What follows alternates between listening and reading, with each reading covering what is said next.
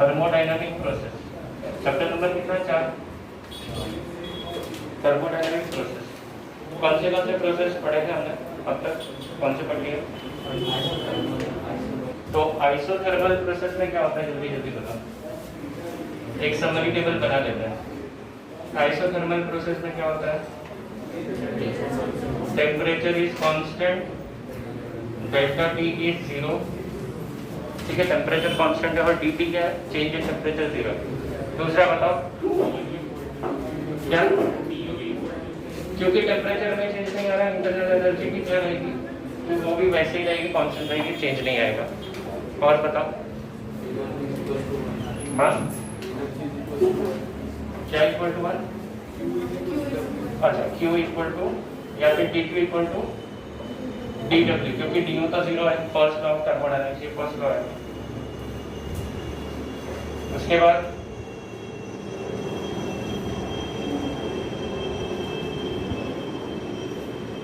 बाद बताओ ग्राफ कैसा आता है आइसोथर्मल का? इस तरह के ग्राफ आते हैं। PV इक्वल टू कांस्टेंट है तो P is inversely proportional to V। इस तरह के ग्राफ आएंगे। ठीक है, और बताओ और क्या है यहाँ पर? वर्क डन का फॉर्मूला बताओ। nRT log V final upon V initial या फिर P initial upon P final. वो प्रूफ करने बोला था, किया तुम लोग ने? करते हैं सभी को? ओके। और कुछ है क्या यहाँ पर? क्या हो गया सारे खत्म? चेक करो तो सारे पॉइंट्स हो गए क्या कवर? या और कुछ रिमेनिंग है? ठीक है। आइसोथर्मल के बाद कौन सा पढ़ा? आइसोबैरिक में क्या होता है? क्या कांस्टेंट रहता है? Pressure constant. तो चेंज इन प्रेशर कितना? 0। सेकंड चीज क्या है यहाँ पर कांस्टेंट? और इंटरनल एनर्जी या कोई और चीज 0 है क्या? ठीक है, और क्या है सेकंड पॉइंट बताओ? Work equal to P delta V या फिर P V final minus V initial. क्योंकि प्रेशर कांस्टेंट है तो इंटीग्रेशन dV हो जाएगा, इंटीग्रेशन dV का आंसर ये आएगा। तो ये आपका टोटल वर्क हो जाएगा। This will B total work, है ना? सो this will B total work P delta V। और इसमें क्या पता है हमें? ग्राफ कैसा आता है?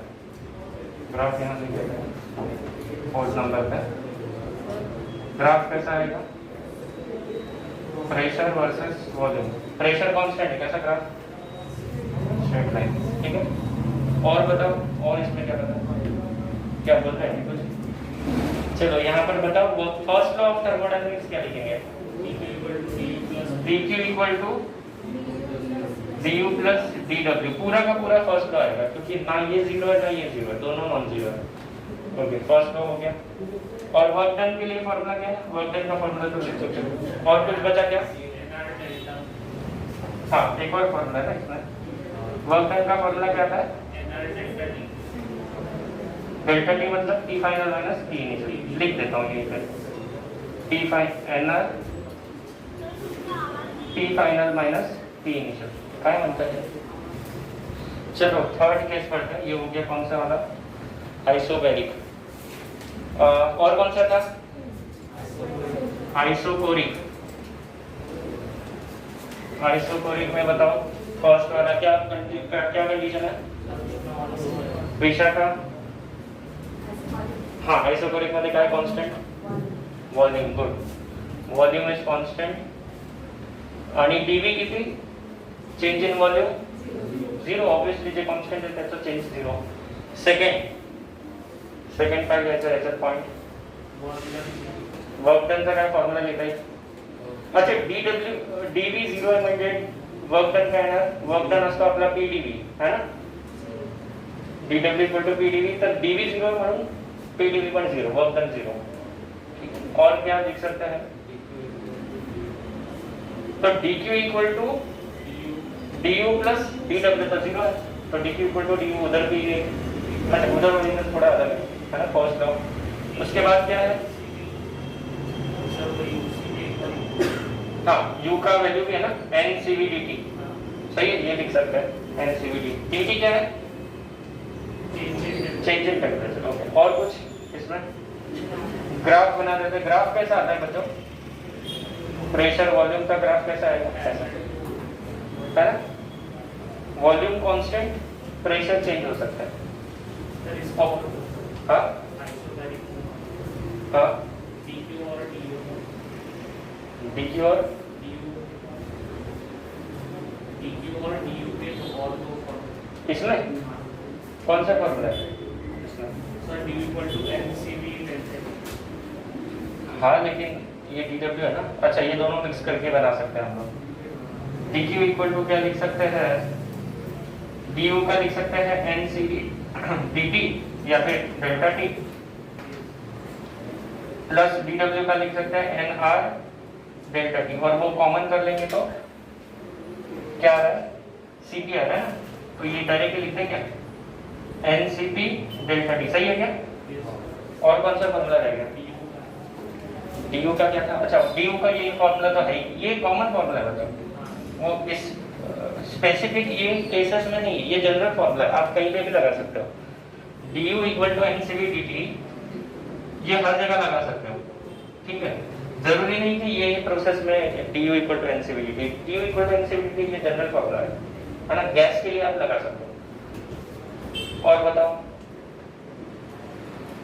यहाँ पर वर्क डन का क्या फॉर्मूला बन रहा है, वर्क डन तो है ही नहीं, छोड़ो, कहाँ से फॉर्मूला बनेगा। और हो गया खत्म, इसमें और कोई फॉर्मूला है क्या, बस खत्म।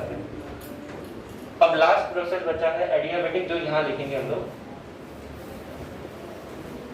एडियाबेटिक प्रोसेस में क्या होता है, क्या चेंज नहीं होता है, क्या एक्सचेंज नहीं होता है, heat. Adiabatic process is a process in which heat is not exchange between the system and the surrounding. Example क्या हो सकता है एडियाबेटिक प्रोसेस का, एग्जाम्पल बताओ। बुक में मत देखो, यहाँ देखो, पूरा यही डिस्कस करते हैं। एडियाबेटिक प्रोसेस का एग्जाम्पल सोचो, थर्मोस, थर्मोस के अंदर या फिर वैक्यूम बॉटल्स आती है आजकल, पता है कि वो मेटल की आती है।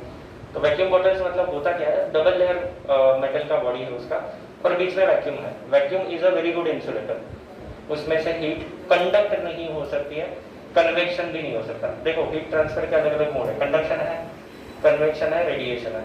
तो कंडक्शन और कन्वेक्शन किसी भी मटेरियल ऑब्जेक्ट से हो सकता है। वैक्यूम मतलब कुछ भी नहीं है, तो ना कंडक्शन हो सकता है ना कन्वेक्शन हो सकता है। रेडिएशन के लिए उसके अंदर पॉलिशिंग किया रहता है मेटल का, तो रेडिएशन रिफ्लेक्ट हो जाता है अंदर की तरफ, तो किसी भी तरीके से हीट लीक नहीं होता है वहां पर, ठीक है। एक तरीका है जहां से उसमें से हीट लीक होता है, क्योंकि अंदर वाला कंटेनर और बाहर वाले कंटेनर में कोई ना कोई ऐसा कनेक्शन होगा, कुछ लिंक लगाते हैं सपोर्ट के लिए। नॉन कंडक्टिंग मटेरियल रहता है, बट स्टिल उसमें से थोड़ी बहुत हीट लीक होती है। So that is the reason. Otherwise अगर आप उसको इस तरह से बनाओ कि अंदर वाला कंटेनर बाहर वाले कंटेनर को किसी भी तरीके से ना छुए, वैसा नहीं कर सकते हम लोग, ऑब्वियस बात है। अगर वैसा कर दें तो हीट बिल्कुल 0% लीक होगी, मतलब एज इट इज अंदर जो गर्म है वो चीज़ गर्म ही रहेगी फॉरएवर, है ना। 100% आइसोलेशन, तो हम लोग वो आइडियल केस ले रहे हैं, 100% isolation. There is no exchange of heat between system and the surrounding, so we say that the process is adiabatic process। so इसमें फर्स्ट पॉइंट क्या आ जाएगा, adiabatic process में फर्स्ट पॉइंट क्या लिखेंगे हम लोग, नो हीट इज एक्सचेंज, है ना। तो उसको कैसे लिखेंगे मैथमेटिकली, अगर लिखना है तो हीट एक्सचेंज 0 है, तो उसको कैसे लिखेंगे mathematically, dq is equal to 0। System और सराउंडिंग में हीट ट्रांसफर नहीं होगा, सो dq इक्वल टू 0, ठीक है। dq equal to 0। और क्या लिख सकते हैं हम लोग, सेकेंड पॉइंट क्या लिख सकते हैं, इसका एक्चुअली डिटेल में वर्कआउट करने की जरूरत है। ये लिख लिया है आपने, थोड़ा वर्कआउट करके बाद में वो समरी लिख लेंगे, ठीक है। तो ये हटा रहा हूँ, ये वाला आपका टेबल ऐसा होना चाहिए कंपैरेटिव, ठीक है। तो वो कंपैरेटिव टेबल बना लो, ठीक है।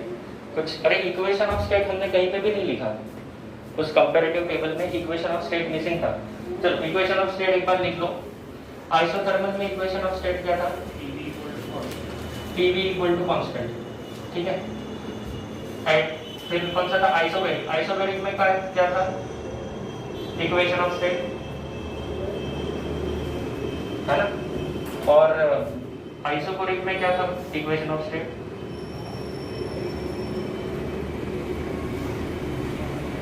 ठीक है। These are equation of state, these are equation of state, ठीक है। तो ये शायद से हमने लिखा था, ये नहीं लिखा था, एक रह गया, तो वो लिख लो।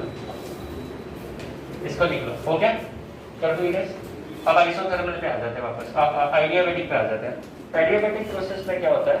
There is no transfer of heat between system and surrounding. Example is thermostat. Thermostat is an example of adiabatic. Adiabatic.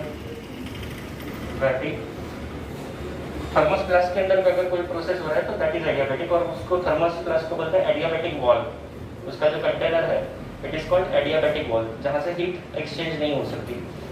So example is थर्मोस्प्लास्ट, मतलब कोई चाय रख दो थर्मोस्प्लास्ट के अंदर, that becomes the example of adiabatic process. ठीक है, तो अब since dq is 0, heat exchange नहीं होगा, तो फर्स्ट लॉ क्या है अपना? dq equal to du plus dw। क्या हो जाएगा? dq 0 कर दोगे तो क्या आ गया? du plus dw। सो du आपका क्या आ गया? माइनस ऑफ dw, या फिर dw equal to minus of du, कुछ भी लिख सकते हो। ये एक रिलेशन आ रहा है यहाँ पर। जो भी वर्क डन होगा उससे इंटरनल एनर्जी में चेंज आएगा, है ना? सिस्टम में वर्क डन करोगे तो इंटरनल एनर्जी क्या हो जाएगी?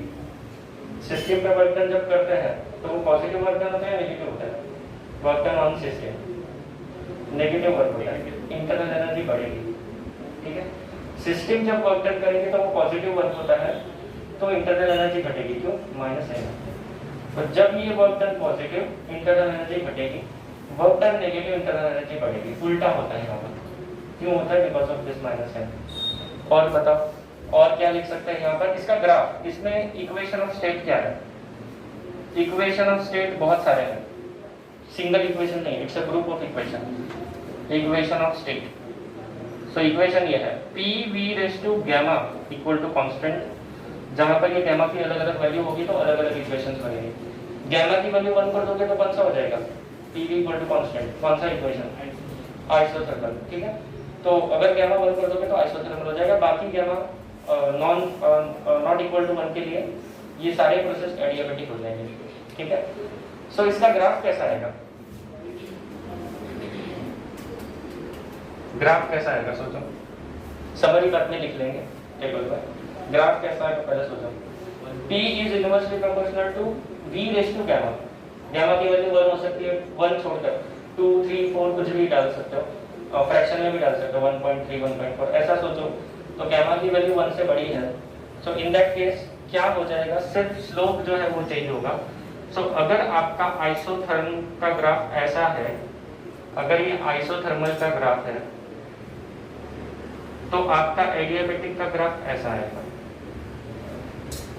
क्या फर्क है एडियाबैटिक और आइसोथर्मल में?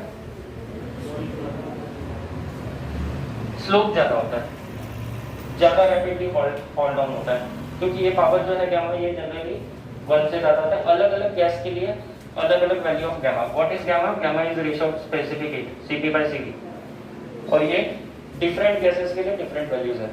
सॉलिड के लिए इसका वैल्यू 1 होता है, सॉलिड लिक्विड के लिए, क्योंकि Cp/Cv होता ही नहीं, उसमें अलग अलग नहीं होता है, सेम होता है। गैसेस के लिए दिस इज डिफरेंट। और कौन ज्यादा होता है, Cp या Cv? Cp minus Cv equal to R. This implies Cp is greater than Cv. सही है क्या? Cp हमेशा Cv से ज्यादा होता है, मतलब न्यूमरेटर हमेशा डिनोमिनेटर से ज्यादा। तो क्या आएगा? नंबर ग्रेटर देन 1 या स्मॉलर देन 1?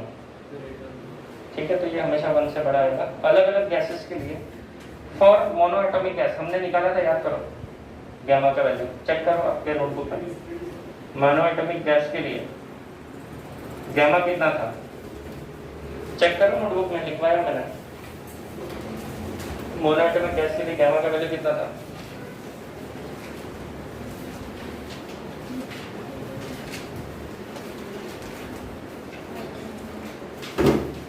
कितना है देखो जरा, गामा का वैल्यू मोनोएटॉमिक गैस के लिए 5/3।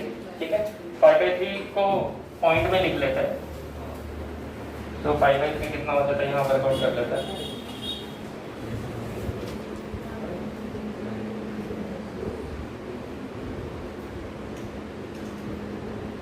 सही है क्या? 1.66 कैलकुलेशन देख लेना। 1.66 आता है क्या 5/3? so greater than 1, है ना? For different gas you will have different values of gamma and that's why the graph will be different, है ना? But overall nature will be like this. Isothermal के comparison में थोड़ा slope ज़्यादा, इसलिए मैंने जानबूझ के isothermal भी बनाया, आपको पता चलना चाहिए दोनों में क्या फर्क है, ठीक है? तो ये ग्राफ भी आप ऐसे ही बनाओ, isothermal, adiabatic। ओके, चलो और क्या बनाना है यहाँ पर? इसमें वर्क डन का फॉर्मूला डायरेक्ट दे रहा हूँ, बाद में प्रूफ करेंगे। वर्क डन का फॉर्मूला क्या है इसमें? NR T initial minus T final upon 1 minus gamma P final minus P initial upon 1 minus gamma। ठीक है, हम प्रूफ करेंगे दोनों रिजल्ट्स को। Work done in adiabatic process, ये प्रूफ करना है, ठीक है? Work done in adiabatic process, book वाला फॉर्मूला देख लेते हैं, बाकी अपना जो प्रूफ आएगा वो देखेंगे बाद में। तो क्या है फॉर्मूला वर्क डन का? NR T initial minus T final upon, और दूसरा क्या है? P final minus P final V final minus P initial V initial upon, ऐसा कुछ तो फॉर्मूला है जो हमें प्रूफ करना है, ठीक है? कहाँ से स्टार्ट करेंगे? वर्क डन निकालना है तो अपना सेम फॉर्मूला है, work done equal to integration of P dV। Rishikesh कुठे लक्ष आहे? काय करतोय तू? केदार काय करतोय? काही नाही करत म्हणजे काहीतरी करतोय, ठीक है? लक्ष दे इकडे। सो वर्क डन का फॉर्मूला क्या है अपना? Integration of P dV। इसको इंटीग्रेट कर सकता है क्या सीधा सीधा? नहीं कर सकते। क्यों नहीं कर सकते? dV है और P है, तो क्या करेंगे? P को रिप्लेस करेंगे। किससे रिप्लेस करेंगे? इक्वेशन ऑफ स्टेट बताओ। इक्वेशन ऑफ स्टेट कौन सी प्रोसेस चल रही है? एडियाबैटिक। इक्वेशन ऑफ स्टेट क्या है? PV raise to gamma equal to constant, C is a constant, ठीक है? C को क्या लिया मैंने? कांस्टेंट। तो किसको रिप्लेस करना चाहिए? P को रिप्लेस करना है, तो P इक्वल टू क्या लिखेंगे हम लोग? P equal to C upon V raise to gamma, ठीक है? समझ में आ रहा है क्या? हाँ या नहीं? मैथ्स इतना डिफिकल्ट इंटीग्रेशन फिजिक्स में नहीं, सिंपल है, डोंट वरी। इसको इसमें डाल देंगे तो क्या इक्वेशन बन जाएगा? देखो, इसको यहाँ डालेंगे, आप लिख सकते हो पुटिंग इक्वेशन 2 in 1, है ना? मैं डायरेक्ट लिख रहा हूँ। W equal to integration P की जगह क्या डालेंगे? C upon V raise to gamma dV। अब क्या इसको इंटीग्रेट कर सकते हैं? C कांस्टेंट है, भूल जाओ। V और V आ रहा है, मतलब इसको इंटीग्रेट कर सकते हैं, ठीक है? इसको इंटीग्रेट किया जा सकता है। C बाहर ले लेते हैं कांस्टेंट, इसको मैं ऊपर लेके जाता हूँ, तो V raise to minus gamma dV। अब इसके लिए हमारे पास इंटीग्रेशन का एक फॉर्मूला है, कौन सा formula? x raise to n dx equal to, क्या फॉर्मूला है? Good, x raise to n plus 1 upon, वही यहाँ पर करेंगे इसके साथ, तो क्या हो जाएगा? C, इसका इंटीग्रेशन आ जाएगा V raise to minus gamma plus 1 upon minus gamma plus 1, ठीक है? यह क्या आपका वर्क डन का फॉर्मूला। और ये वॉल्यूम है, तो वॉल्यूम के लिमिट्स क्या होंगे? वॉल्यूम कहाँ से कहाँ चेंज हो रहा है? इनिशियल से फाइनल, है ना? इनिशियल और फाइनल में से कोई भी ज्यादा वॉल्यूम, कोई भी कम वॉल्यूम हो सकता है, दैट डिपेंड्स, कंप्रेशन हो रहा है, एक्सपेंशन हो रहा है। But anyways initial will remain initial, final will remain final, ठीक है? तो ये हो गया लिमिट्स ऑफ इंटीग्रेशन, यहाँ भी लगा सकते हैं, V इनिशियल से V final, limits of integration. Definite integral पढ़ा है क्या आपको? अभी तक नहीं हुआ, ठीक है? क्या करते हैं हम लोग लिमिट्स लगाने के बाद? Upper limit minus lower limit. क्या है स्टेप? अपर लिमिट माइनस लोअर लिमिट। ये कांस्टेंट है ना, इसको बाहर ले लें क्या? 1 माइनस गामा को बाहर ले लेते हैं, तो क्या हो गया अपना वर्क डन का फॉर्मूला हो गया। ये दिख रहा है सबको? इधर दिख रहा है क्या इनको? हाँ, ठीक है। तो ये 1 माइनस गामा को बाहर ले लेता है C के नीचे, ठीक है? ये 1 माइनस गामा है ना, इसको मैंने बाहर ले लिया। क्लियर है यहाँ तक? आगे बढ़े। अब ये जो है, यहाँ पर मुझे अपर लिमिट माइनस लोअर लिमिट करना है, तो देखो मैं कैसे कर रहा हूँ। V रेज़ टू, ये V की जगह V final raise to minus 1 minus gamma लिख दो, चलेगा क्या? माइनस गामा प्लस 1 मतलब 1 माइनस गामा, एक ही बात है। Minus V initial raise to 1 minus gamma. ठीक है, ये स्टेप तक पहुंच गया हम लोग। अब ये अपने फाइनल आंसर से दूर दूर तक कहीं पे मैच नहीं कर रहा है ना, दिख रहा है आपको, नहीं मैच कर रहा है, तो अपने को और थोड़ा सा काम करने की जरूरत है यहाँ पर। ठीक है, यहाँ तक क्लियर है, ये स्टेप तक क्लियर है। देखा जाए तो ये आंसर आ चुका है, बट अपना जो बुक का आंसर है वो इस फॉर्मेट में नहीं है, वो ऐसा फॉर्मेट में है, तो हमें ये फॉर्मेट में लाना है। क्या करेंगे हम लोग, वापस से इक्वेशन ऑफ स्टेट यूज करेंगे। इक्वेशन ऑफ स्टेट क्या है? इक्वेशन ऑफ स्टेट है P V raise to gamma equal to constant. तो क्या मैं इसको ऐसे लिख सकता हूँ, P initial V initial raise to gamma is equal to P final V final raise to gamma is equal to constant. क्योंकि वो कांस्टेंट है तो इनिशियल और इनिशियल वैल्यूज का प्रोडक्ट, फाइनल वैल्यूज का प्रोडक्ट भी कांस्टेंट ही आएगा। ठीक है, और ये C को मैं दोनों तरफ मल्टीप्लाई कर रहा हूँ। क्या कर रहा हूँ, work done equal to C की जगह मैं ये दोनों वैल्यूज डालने वाला हूँ, बट उससे पहले इसको मल्टीप्लाई कर लेते हैं। तो 1/1 माइनस गैमा C, और इसको नीचे ले लेते हैं, इस टर्म को। क्यों नीचे लेते हैं वो आपको बाद में समझेगा। ठीक है, इसको नीचे लेंगे तो ये नेगेटिव हो जाएगा, -1 प्लस गैमा, सो गैमा -1। सही है क्या? इसका नेगेटिव, इसका माइनस कर दो क्योंकि वो नीचे ले रहे हैं हम लोग, तो कितना हो जाएगा, -1 प्लस गैमा। सही है,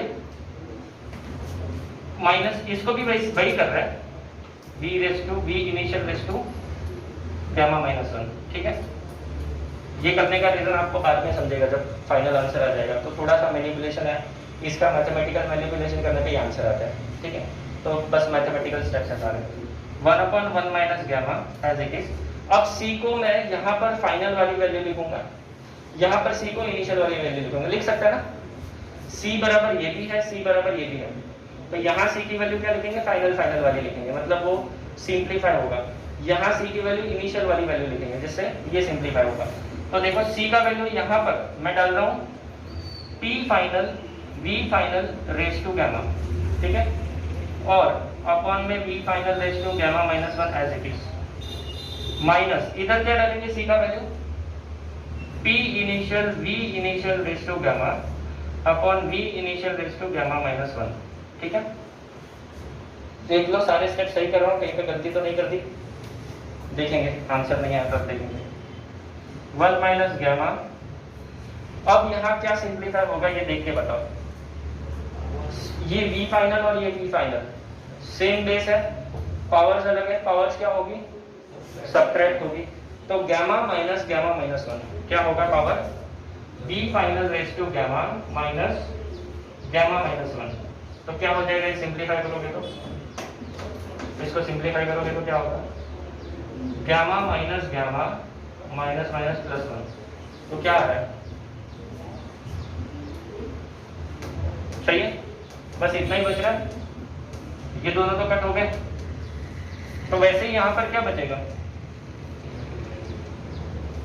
हो गया क्या प्रूफ, देखो तो ये वाला हो गया क्या, एग्जैक्ट प्रूफ आ गया। ठीक है, तो अपना पहला पार्ट तो हो गया, फिर अब उसमें मैनिपुलेशन करके ये लाना है। इसमें मुझे थोड़ा सा डाउट आ रहा है, सही आएगा या नहीं, आई डोंट नो, करके देखता है। ठीक है, यहाँ तक लिख लो, फिर मैं देखता हूँ उसका कैसे प्रूफ करना है। हमें प्रूफ क्या करना है, work done in adiabatic process is given by this equation. ये हमें प्रूफ करना है, इतना बड़ा इक्वेशन। ठीक है, एक्चुअली बड़ा इक्वेशन नहीं है ये, इसके बराबर लिख सकते हो या इसके बराबर, दोनों बातें क्लियर। अगर आपके पास टेम्परेचर की वैल्यू है इनिशियल फाइनल, और हाँ यहाँ देखो work done is related with temperature, है ना, तो टेम्परेचर चेंज होगा जब भी वर्क डन होगा, सिस्टम पे करो या फिर सराउंडिंग पे करो, दोनों ही केस में टेम्परेचर विल चेंज। ठीक है, ये भी यहाँ से पता चल रहा है। सो वर्क डन निकालना है तो अपना फर्स्ट स्टेप यही होता है, इंटीग्रेशन पीडीवी करना। वर्क डन निकालना है, थर्मोडायनामिक्स में फॉर्मूला क्या है, work done is integration PDV. यहाँ पर इक्वेशन ऑफ स्टेट अलग है, इसको इंटीग्रेट नहीं कर सकते, दिख रहा है, क्योंकि P है और D है, अलग अलग वेरिएबल से आगे नहीं बढ़ सकते। सो यहाँ V चाहिए, so equation of state use किया, P V raise to gamma equal to constant, this is equation of state. इसमें से मुझे P का वैल्यू मिल जाएगा, क्या मिल जाएगा, P equal to constant upon V raise to gamma, C is your constant. ठीक है, सो ये यहाँ डाल दिया, C upon V raise to gamma dV, constant को बाहर ले लिया, v रेस टू गामा को ऊपर लिखा, नीचे था तो उसको ऊपर लिखा, तो v raise to minus gamma हो गया। इसका इंटीग्रेशन क्या फॉर्मूला है, x रेस टू n का इंटीग्रेशन क्या फॉर्मूला है, x raise to n plus 1 upon n plus 1, तो इसका हो जाएगा minus gamma plus 1 upon minus gamma plus 1, power minus gamma है ना, तो प्लस 1 कर दो। ये इंटीग्रेशन हो गया। लिमिट्स क्या है, वॉल्यूम इनिशियल से फाइनल जा रहा है, एक्सपेंशन के वक्त इनिशियल कम फाइनल ज्यादा, कंप्रेशन के वक्त इनिशियल ज्यादा फाइनल कम, बट एनीवेज इनिशियल रहेगा, फाइनल रहेगा। सो v इनिशियल से v final, these are the limits. Books में कुछ बुक्स में आपको v1 v2 मिल सकता है इनिशियल और फाइनल की जगह, केमिस्ट्री में शायद से v1 v2 है, ठीक है। ये फॉर्मूला है क्या केमिस्ट्री में, नहीं है ना, अच्छा ठीक है। एनीवेज तो अब इसको आगे लेके जाता है, क्या करेंगे हम, यहाँ पर ये 1 माइनस गामा कांस्टेंट नंबर है, गामा इज अ नंबर और ये 1 भी कांस्टेंट है, इनको बाहर ले लो, तो c अपॉन 1 माइनस गामा इधर ले लिया साइड में, upper limit minus lower limit करेंगे, so this will be v final raise to 1 minus gamma, ठीक है, minus lower limit v initial raise to 1 minus gamma. हमेशा इंटीग्रेशन में इस स्टेप के बाद upper limit minus lower limit करना होता है, आपको सिखाएंगे मैथ्स में भी, कॉमन स्टेप है, ठीक है। तो ये आ गया आपका, ऑलमोस्ट आंसर आ चुका है यहाँ पर, बट हमारा बुक में आंसर ऐसा फॉर्मेट में है, तो हमें उसको उस फॉर्मेट में लाना है। क्या करेंगे, वापस से इक्वेशन ऑफ स्टेट यूज करेंगे, क्योंकि यहाँ v दिख रहा है, यहाँ p और v दिख रहा है, तो वापस से equation of state p initial raise to gamma equal to p final, v final raise to gamma equal to constant. Equation of state pv raise to gamma constant है, मतलब आप किसी भी वैल्यूज के प्रोडक्ट के लिए कांस्टेंट लिख सकते हो। So this product is equal to this product is equal to same constant c, ठीक है। तो मैंने ये c क्या कर दिया, दोनों पे पहले सेपरेट लिख दिया, और ये जो नंबर्स थे उनको नीचे लिखा, मतलब पावर्स को नेगेटिव कर दिया। क्यों नेगेटिव किया, अभी कैलकुलेशन में आसान हो गया इसलिए। तो 1 माइनस गामा को मैंने क्या कर दिया, यहाँ पर नीचे लिख दिया, gamma minus 1, gamma mandatory step नहीं है, आप ये स्किप करके भी कर सकते हो दूसरे तरीके से, ओके। फिर c का वैल्यू यहाँ पर क्या डालेंगे, फाइनल वाली वैल्यू डालेंगे, ठीक है। यहाँ पर क्या डालेंगे, फाइनल वाली वैल्यूज, यहाँ क्या डालेंगे, इनिशियल वाली वैल्यूज, क्योंकि एनीवेज ये भी c और ये भी c है, तो एक जगह इनिशियल वाली वैल्यूज डाल दो, एक जगह फाइनल वाली, तो यहाँ पर फाइनल वाली वैल्यूज जो है वो सब्ट्रैक्ट हो जाएगी, पावर सब्ट्रैक्ट होगी, बेस सेम है, डिवीजन हो रहा है, पावर सब्ट्रैक्ट होंगे, gamma minus 1। So gamma minus 1 करोगे तो माइनस माइनस प्लस 1 हो जाएगा, गामा हट जाएगा, तो बचेगा क्या, पावर 1 बचेगा। सो p final v final similar यहाँ हो जाएगा b इनिशियल। ये आ गया आपका पहला पार्ट का प्रूफ। दूसरे पार्ट का प्रूफ भी डायरेक्ट ही आ सकता है, बुक में डायरेक्ट दिया उन्होंने, this is equal to that कर दिया। कहाँ से है उसके पीछे का लॉजिक यहाँ पर मैंने बताया है। एडियाबेटिक प्रोसेस है तो du is minus dw। Adiabatic process में क्या होता है, आपका वर्क डन 0 है, फर्स्ट लॉ में डालोगे तो du equal to minus dw। Internal energy में चेंज होगा, वो वर्क डन के अगेंस्ट होगा, मतलब नेगेटिव साइड में होगा। अगर वर्क डन पॉजिटिव है तो इंटरनल एनर्जी नेगेटिव है ना, वर्क डन नेगेटिव है तो इंटरनल एनर्जी पॉजिटिव, उल्टा है, ठीक है। इसका मतलब क्या है, internal energy is proportional to temperature, work done is proportional to volume. Volume बढ़ेगा, ये यहाँ डाल देता हूँ दोनों values, so dt is proportional to d। Volume बढ़ेगा तो टेंपरेचर घटेगा क्योंकि माइनस आएगा। Change in volume is positive, then change in temperature is negative. मतलब यहाँ पर आप लिख सकते हो t final minus t initial is equal to minus of t final minus t initial. ये माइनस साइन उधर शिफ्ट करके एब्जॉर्ब कर लिया अंदर मतलब क्या कर दिया, इसको नेगेटिव कर दिया तो ये माइनस हो जाएगा, ये वाला प्लस हो जाएगा, सो ये माइनस हो जाएगा और ये प्लस हो जाएगा। सो t initial minus t final हो गया। ये स्टेप समझ में आ रहा है सबको, माइनस इधर लेके इसका सीक्वेंस चेंज किया और ये एज इट इज रखा। तो यहाँ पर मुझे समझ में आ रहा है कि अगर t फाइनल, यहाँ पर मेरे पास t final minus v initial जैसा कुछ आएगा, वहाँ पर मैं t initial minus t final जैसा लिख सकता हूँ, ठीक है। t final minus t initial generally हम लोग लिखते हैं, अगर t final v final minus p initial v initial होगा तो हम लोग क्या लिखते हैं, इसको nr t final minus t initial generally लिखते हैं। इस केस में उल्टा करेंगे क्योंकि ये माइनस साइन आता है, तो यहाँ पर क्या हो जाएगा, p final v final p equal to nr t लगाए यहाँ पर ideal gas equation, p final v final minus a initial v initial equal to nr t initial minus t final. यहाँ पर एक माइनस साइन के साथ वो sequence change हो रहा है और ये वैल्यू कहाँ डाल दिया, यहाँ डाल दिया, तो आपका दूसरा इक्वेशन आ गया, ठीक है। पूरा इक्वेशन और पूरा डेरिवेशन समझ में आया सभी को? किसी को कुछ डाउट है तो देख लो पहले एक बार शांति से, डाउट है तो पूछ लो। पेज 94 पढ़ो। पहला पॉइंट क्या है, इक्वेशन ऑफ स्टेट क्या होता है, pv रेज़ टू गामा। आपका जो टेबल नोटबुक में उसमें डाल दो, करेक्ट चीजें लिखते चलो। पहला पॉइंट क्या आ जाएगा, नोटबुक में जो लिखा है वहां पर लिख लो, है ना। अपना आधा टेबल छोड़ा है ना हमने, उसको कंप्लीट कर लेते हैं। तो PV ratio gamma equal to क्या आ जाएगा, कांस्टेंट आ जाएगा, इक्वेशन ऑफ स्टेट, ठीक है। और क्या है, जीरो आता है, लिख लेता मैं भी बोर्ड पे लिख लेता हूँ, चलो। सो dq इक्वल टू जीरो, ये पहला स्टेप है ना।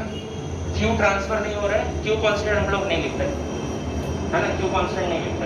dq इक्वल टू हीट है ना, हीट को कांस्टेंट नहीं लिख सकते, तो हीट का ट्रांसफर जीरो। इसके ऊपर से हमने क्या लिखा,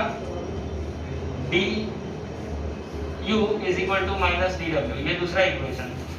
इक्वेशन ऑफ स्टेट क्या है, PV raise to gamma equal to constant, equation of state. और क्या है देखो, delta T, change in temperature होगा या नहीं होगा, चेंज इन टेम्परेचर होगा या नहीं होगा, होगा obviously. So this is non zero, है ना। टेम्परेचर में चेंज आएगा ही आएगा, एडियाबैटिक एक्सपेंशन या कंप्रेशन करोगे टेम्परेचर में चेंज आएगा ही आएगा, ये वर्क डन का फॉर्मूला बता रहा है। उसके बाद एडियाबैटिक एक्सपेंशन कॉजेस कूलिंग, तो एक्सपेंशन करोगे तो क्या होगा, कूलिंग होगा, दिख रहा है क्या, वॉल्यूम बढ़ेगा, टेम्परेचर घटेगा। एक्सपेंशन करोगे तो क्या होगा, कूलिंग होगा। कंप्रेशन करोगे तो क्या होगा, हीटिंग होगा। इसका एग्जांपल क्या है, एक्सपेरिमेंटल एग्जांपल, आइसोथर्मल फ्लास्क के अंदर, एडियाबैटिक फ्लास्क के अंदर आप इमेजिन कर लो कि एक आपके पास क्या है, पिचकारी है जो आइसोलेटेड है, मतलब उसमें से हीट एक्सचेंज नहीं हो सकता, और उसका तेजी से ऐसा दबाओ, जोर से, जब बहुत तेजी से उसको ऐसा प्रेस करोगे तो आपने कंप्रेशन किया, सडन कंप्रेशन, एडियाबैटिक कंप्रेशन हो गया। तेजी से करोगे तो एडियाबैटिक हो गया, टेम्परेचर बढ़ जाएगा, है ना। उसका उल्टा, अगर उसको सडनली एक्सपांड करो क्या हो जाएगा, सडन एक्सपेंशन करो तो टेम्परेचर घटेगा। बलून ले लो बड़ा सा, हवा भर दो उसमें, उसके अंदर बड़ा कर दो, और उसको क्या करो, उसका जो नोज टिप है, जिस माउथ है, उसको खोल दो, तो क्या हो जाएगा, उसके अंदर का गैस सडन एक्सपांड होगा। जब सडन एक्सपांड होगा तो क्या करना क्या है, आपको बलून पूरा भर लेना है और उसको छोड़ देना है। छोड़ दोगे तो वो ऐसे इधर उधर उड़ेगा वगैरह, पूरा हवा निकल जाएगा उसका। फिर बाद में बलून का हाथ लगाना, बलून ठंडा हो जाएगा। ये कर सकते हो एक्सपेरिमेंट करके, ठीक है। क्या करना है, बलून को फुलाना है, फुला दिया मतलब आपके बलून के अंदर गैस है, छोड़ दिया तो वो गैस जो था उसका वॉल्यूम क्या हो रहा है, एक्सपांड हो रहा है, वो छूट गया मतलब वो पूरा गैस एटमॉस्फेयर में एक्सपांड होगा, ठीक है। फ्री एक्सपेंशन भी बोल सकते हो। उस केस में क्या हो जाएगा, टेम्परेचर घट जाएगा, बलून ठंडा हो जाएगा, है ना। सो ये देख सकते हो, एग्जैक्ट एडियाबैटिक केस नहीं है, वो फ्री एक्सपेंशन है, but anyways still you can feel this situation. Okay, next यही सिचुएशन यूज होता है हमारे रेफ्रिजरेटर के अंदर। सडन कंप्रेशन होता है, सडन एक्सपेंशन होता है। रेफ्रिजरेटर के अंदर वॉल्यूम को सडन एक्सपांड करता है, जिससे क्या हो जाता है, टेम्परेचर तेजी से घटने लगता है, जिससे कूलिंग होता है, ठीक है। सो सेम प्रिंसिपल यूज होता है रेफ्रिजरेटर के अंदर। उसके बाद ये वर्क डन का फॉर्मूला लिख लो, क्या फॉर्मूला था, NR, फॉर्मूला बुक में देखो तो वही है, क्या सही है ना, P final V final minus P initial V initial upon, ठीक है, लिख लो।